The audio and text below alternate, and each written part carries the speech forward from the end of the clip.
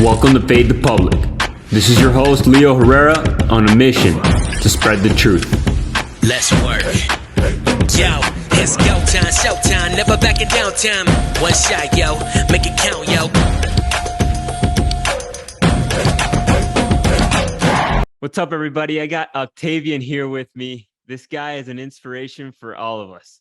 The second I met him, he filled me with joy. His story is some story that I took a lot of inspiration from, and I want him to tell us a little bit about his story because I can't say enough. He has to say it himself. It's truly a remarkable story, and you're a remarkable person. Thanks for being on the show today.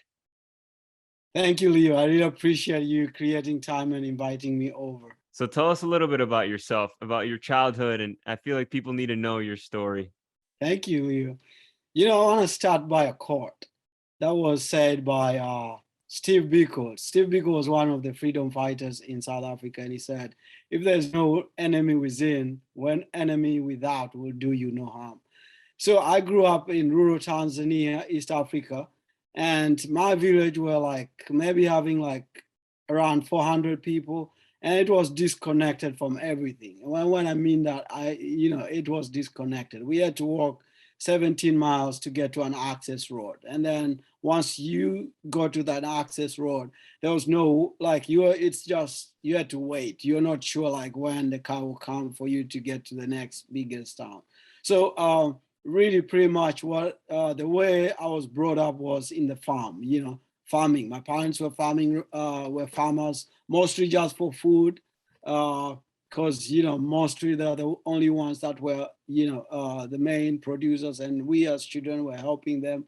So pretty much from a very young age, there was this in me that was, I really felt there was more to life, because I really grew up seeing my parents working from 6 a.m. to 6 in the evening just to put food on the table, and then there was nothing much.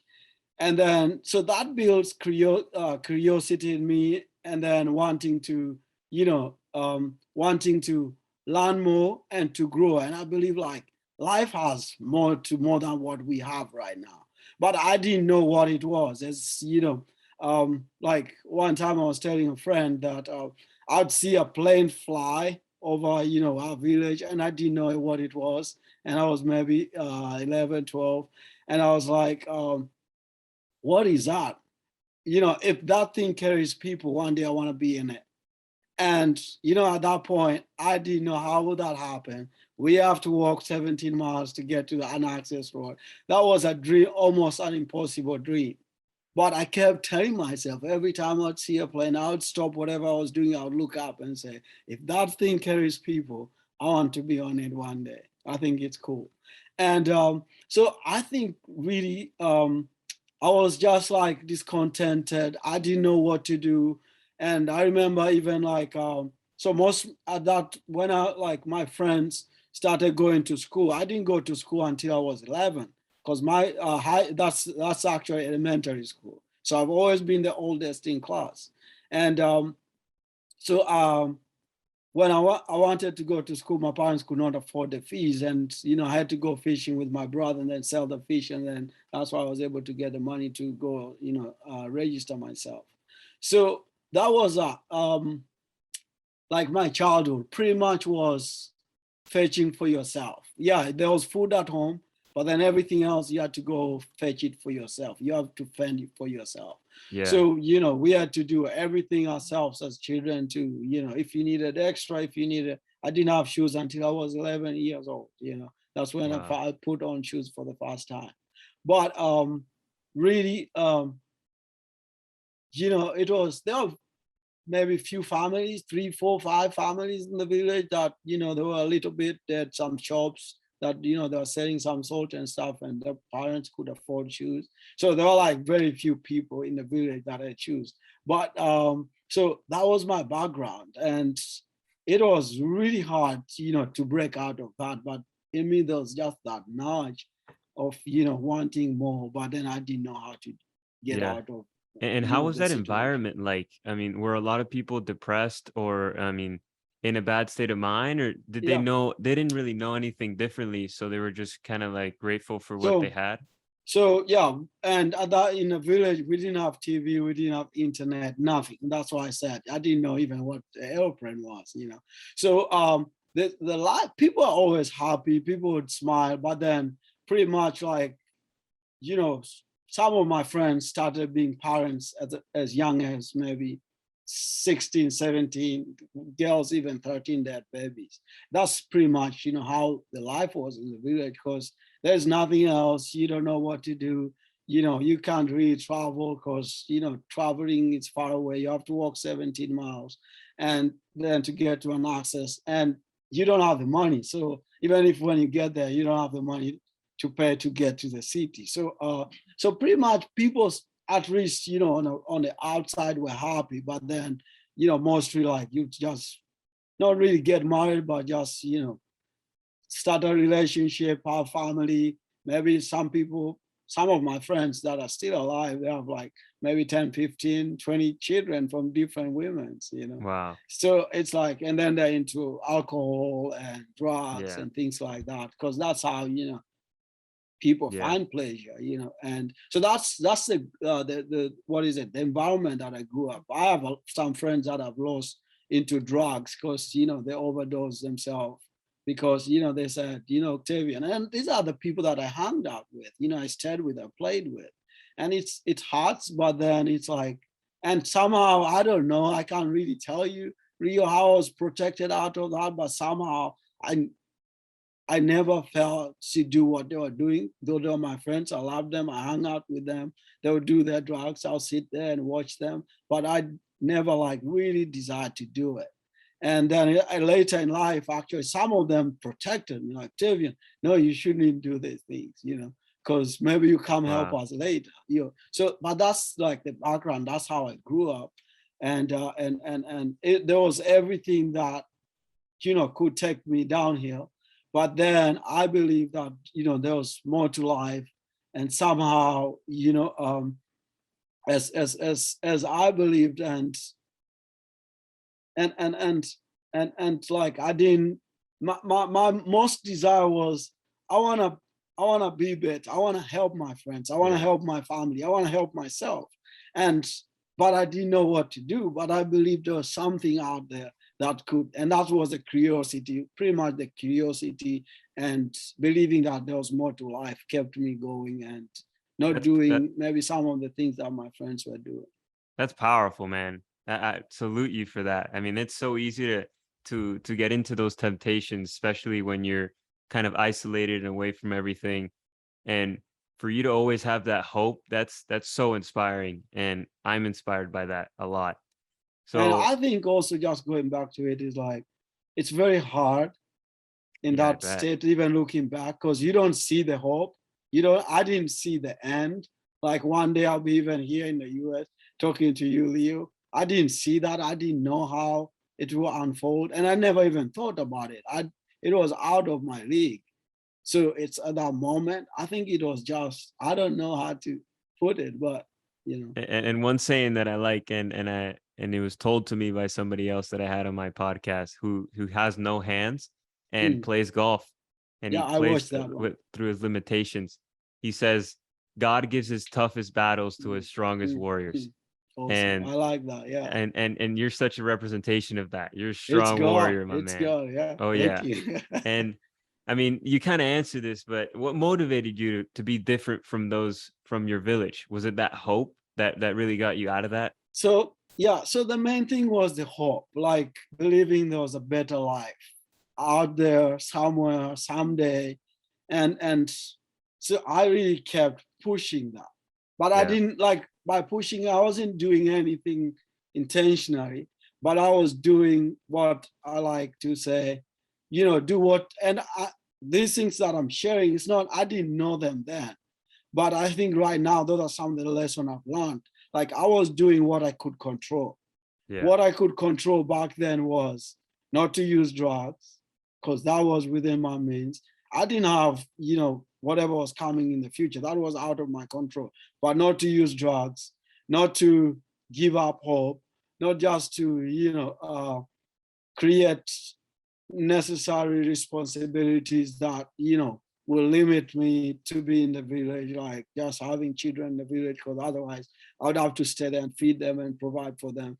I was like trying to, just do what I could control myself. Yeah. And then that's how I lived. And that's, just having that hope, believing that I think there's more to life than what we're used to or what I'm experiencing right now. Yeah. And as you were saying that, you remind me of a saying Steve Jobs said, where you can only connect the dots looking backwards. You can never connect them looking forward. Yeah, You that's good. didn't know any about what you were doing back Yeah. then, but I mean, the only thing you can do is trust your heart and trust what you can do and trust what you can control. And Yeah. that's amazing that you were able to do that. So how was that process like? I mean, learning the language of English, which I know you had to learn in order to get out of the village and start doing more things. How was that Yeah. process like?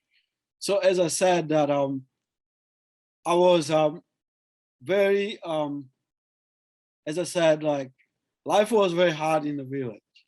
And then so what happened was my dad got sick, and then we moved to like slightly a bigger town where they had a nice hospital, that because he was admitted in the hospital for 6 months. He had a surgery that lasted 12 months, not 12 months, 12 hours. And then he ended up in the hospital for 6 months. And then when he did that, when he was discharged after the 6 months, so I stopped going to school again for almost a year. And then my sister, who was living in a different town, came to where my parents, where the hospital was, where my parents were staying with my uncle.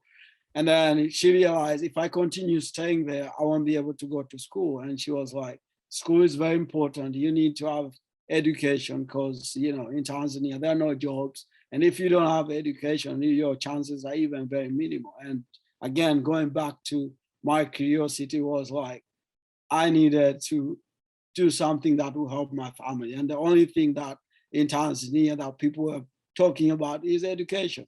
So my sister decided to take me to Morogoro, which is a different town, which has about maybe over 300,000 people or maybe more. So when I went there, I started going to elementary school just so that way I can finish. Then when I got there, I love hiking.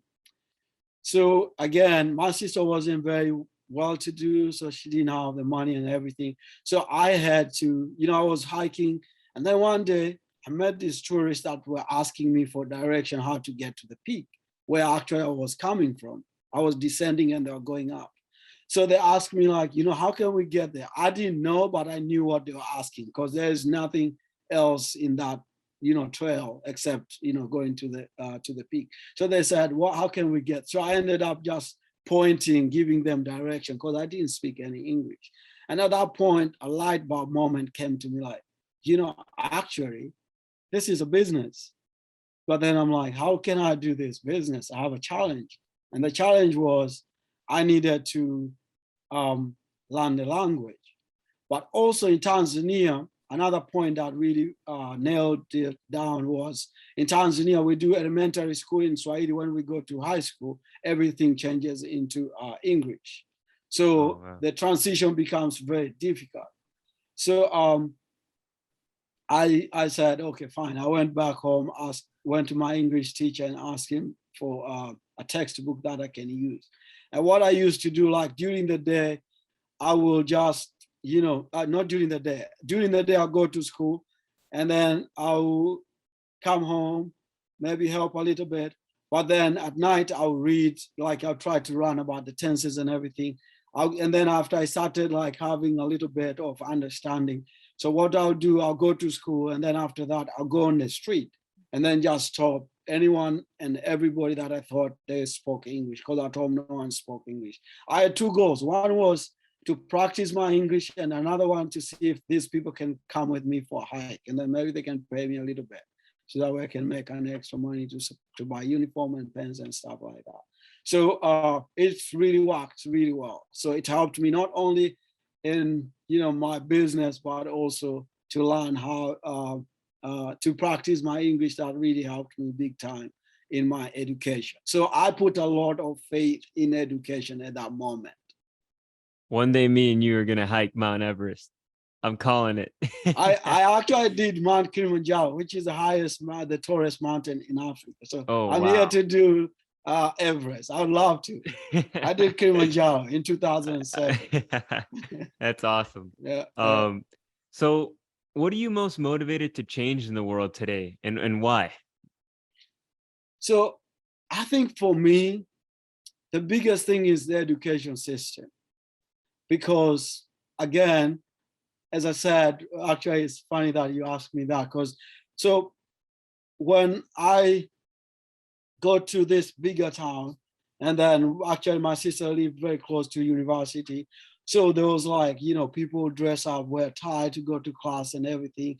So I was like, man, I think if I'll have education, then my life will be better. I'll have the finances to support my family, my friends, and I'll be able to build that life of abundance and wealth and things like that.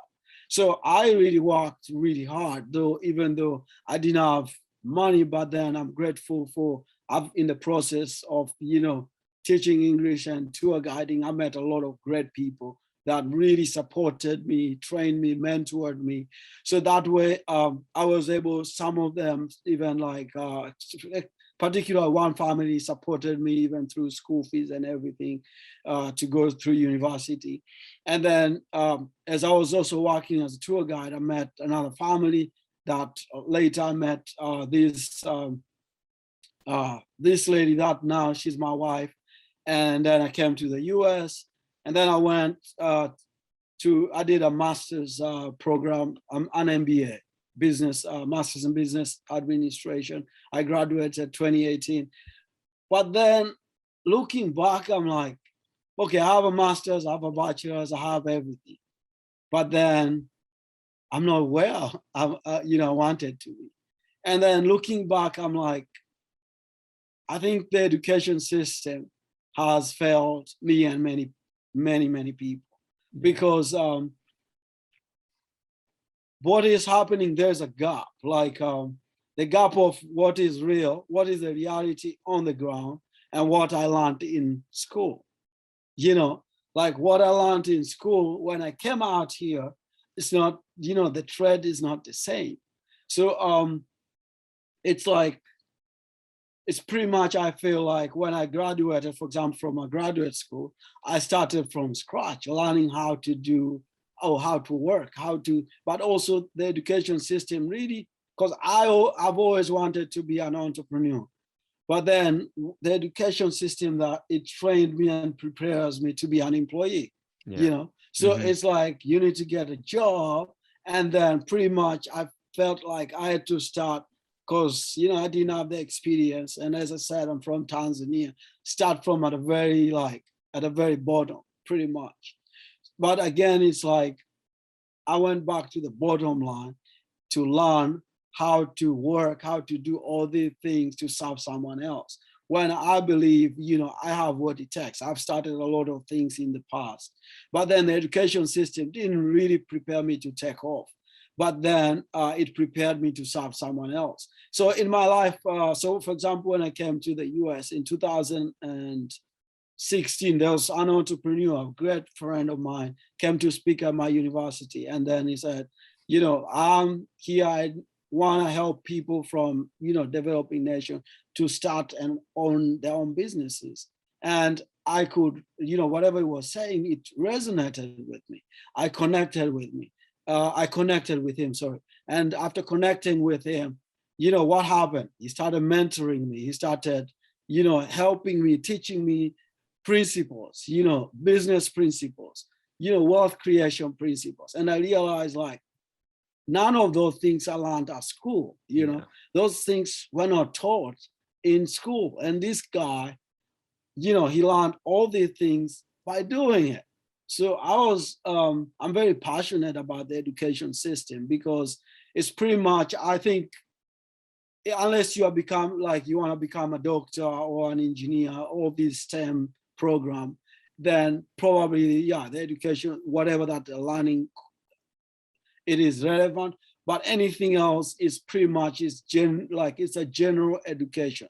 It's a foundation, I'm not saying it, I didn't learn anything. It's a foundation to help you, like how, now I've learned how to do research and things like that, but really doesn't really prepare you to, what is it? To To go out in the world and do stuff, yeah, make a to change, to and become start your a own, to run your yeah own to race. become a world changer, to become a Yeah. problem solver instead of just seeking to become a job creator instead of just being a job seeker, And, things like that, to become an owner of whatever you're put for, and whatever reason that you're put on this planet for. yeah, and it's so much, they make you go through so much work too. Yeah, That's the other thing. It's like a lot of work, and you're spending a lot of time, years and years, like there trusting the system, and then you go out and, I mean, you kind of got to restart, and that yeah, must be a bummer for a lot of people. So because mm, yeah, so what subjects do you think, we should start teaching in our schools? I mean, I would say, like, predominantly I'm talking about like high schools before college, so that we can prepare the younger generation into being uh like prepared to take on their own life, and start running their own race, owning their own companies, and doing something that comes from the heart yeah, specifically, because I believe that we all came here with a sole purpose. yeah, And it's almost like we should be taught to surrender, to learn hmm how to listen to our own inner voice, and to live our life from our heart, so that we already, because I feel like we already know what we're here to do, but a hmm lot of the things hmm that we learn kind of like puts us into a changing, box, yeah, and limits us. So what are hmm the things that hmm you think we should be teaching these younger generations? I think one of the things that I feel very passionate about is like hands-on education, real world projects. For example, sitting down with these young people and then trying to help them, because as you said, they know what they want. And and if they know what they want, nurturing that to the point that they see, okay, this is how I'm geared and this is what I feel I'm called to do, and then helping them develop that one thing or two things that they feel that this is, and provide them with real life experience, education around that. So I think it's like there are three things that I want to share. There's learn to do, and learn to be. So it's like they need to make sure that these kids are, because it's, I believe what the education system that I went through is just learn to learn. But then I wasn't okay to do maybe a little bit, but to serve someone else, and then Yeah, to be, it's not really there. It's like to be who I am. at This all. is, at all. It wasn't there. Yeah. But even to do is to serve someone else. This is how you can, serve this company or this, something like that. But it's not like the education system wasn't geared to bring out the potential, the strengths, and the potential that lies within me, to bring it out. So I think for me, real world-class project. And I wish I had a specific answer, but again, if you come up with a specific answer, you're limiting people again. So I think the education system that I'm visualizing is bring these kids together and then maybe spend some time with them and just find out the different dynamics, like putting them in groups, individuals, and see what, and then packaging, their training according to, what their needs are, Yeah. and then apprenticeship, like mentorship and coaching, helping them realize, okay, now Octavian, today this is what, after you sit down with me and we agree, okay, this is what I think, this is me, what I want, and then like developing a plan around that specific area of development. So it depends, like I'll use what is it? A vivid example. So there's this school that I've worked with in Tanzania. I helped them to become financial self-sufficient. So, and they're vocational school. There are 5 of them. So what they were doing was they train students to learn carpentry skills, masonry skills, driving, and agriculture, like horticulture stuff, and poetry, and so many other things. But then when I went and visited these schools, I realized one thing that they were doing. It's like they're giving them a skill, which I call like a hook, like, a fishing hook. So you get a fishing hook ready to go out there when you graduate to fish, but then it's like your learning is like this, very narrow-minded.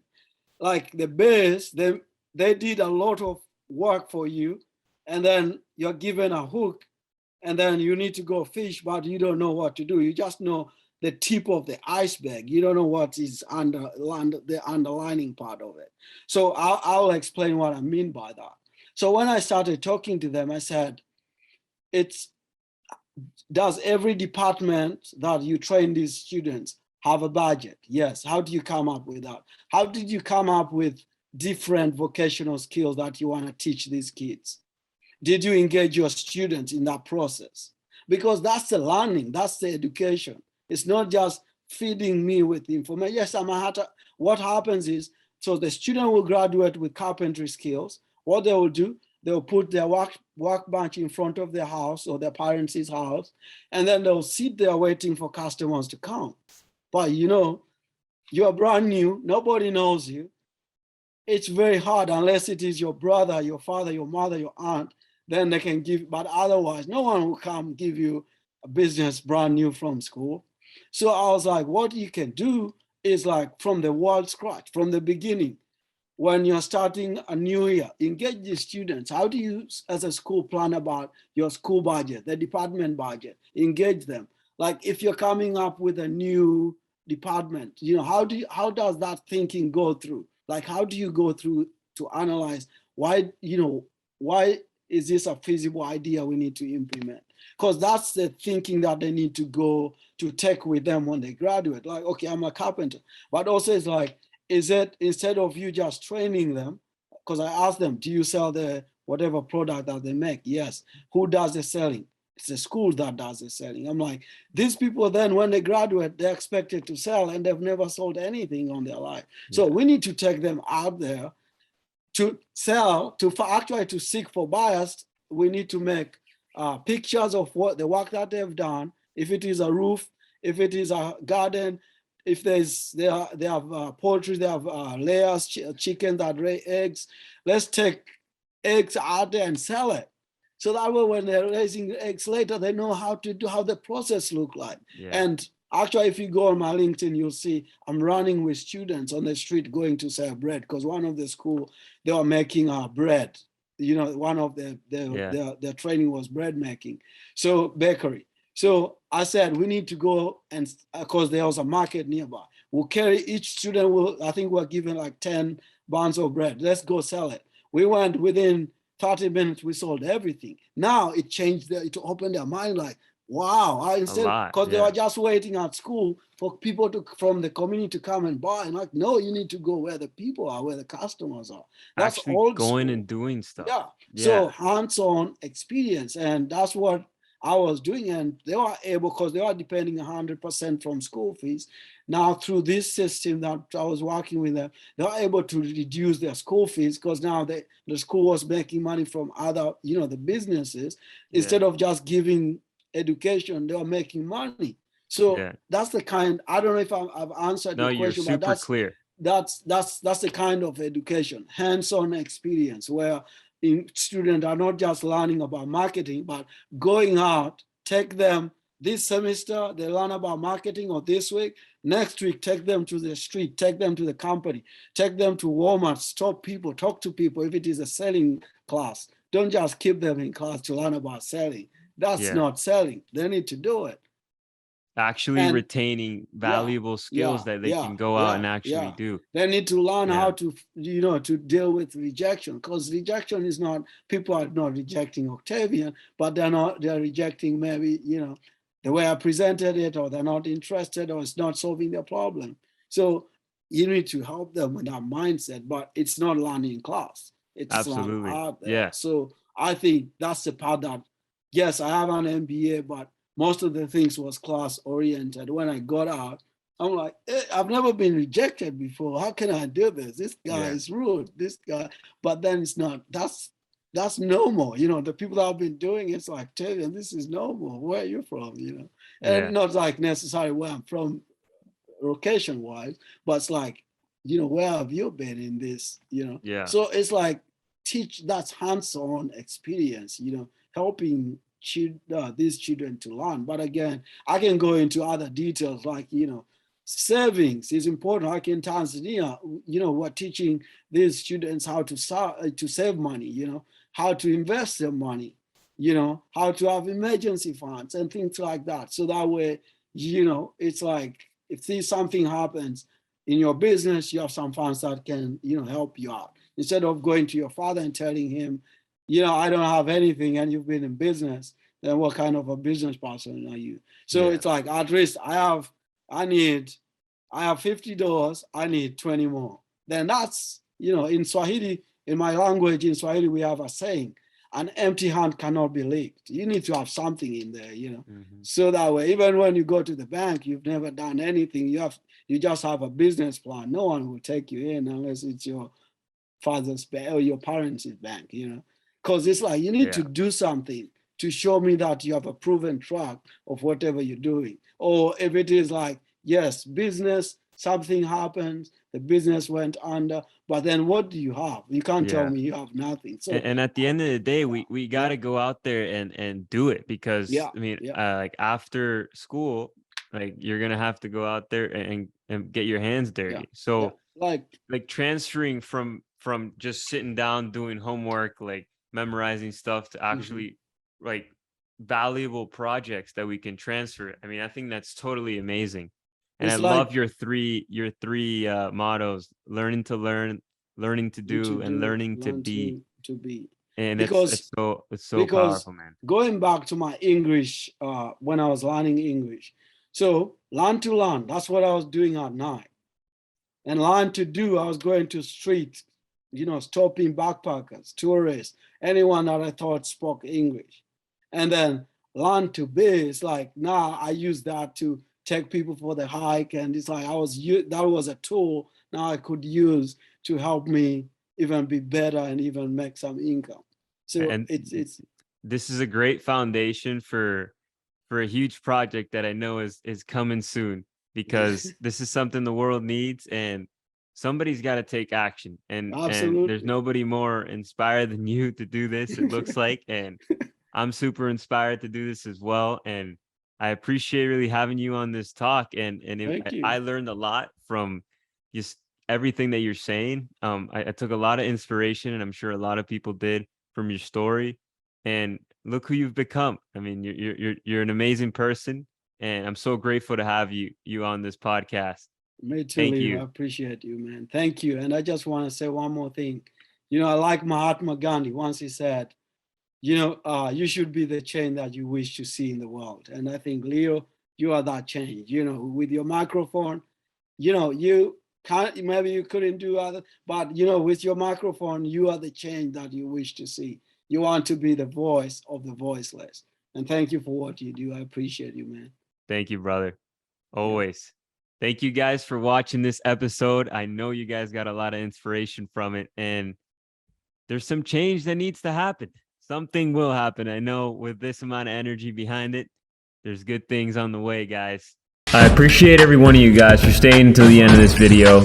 And if you haven't done so already, go ahead and subscribe to the YouTube channel, leave a like, and follow me on Instagram at @fadethepublic_pod.